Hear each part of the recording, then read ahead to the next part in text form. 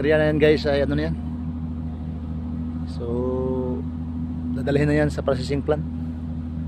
Positive na yan na mayroong diamante dyan. So yung bulbo na to ay mayroong problema sa swing. So yung swing motor yung ating tatrabahuin. So yung swing motor na yan guys yung tatrabahuin natin. So titistingin natin kasi maingay daw yan. Maingay daw yung swing motor yan. So titistingin natin. So sasi yan.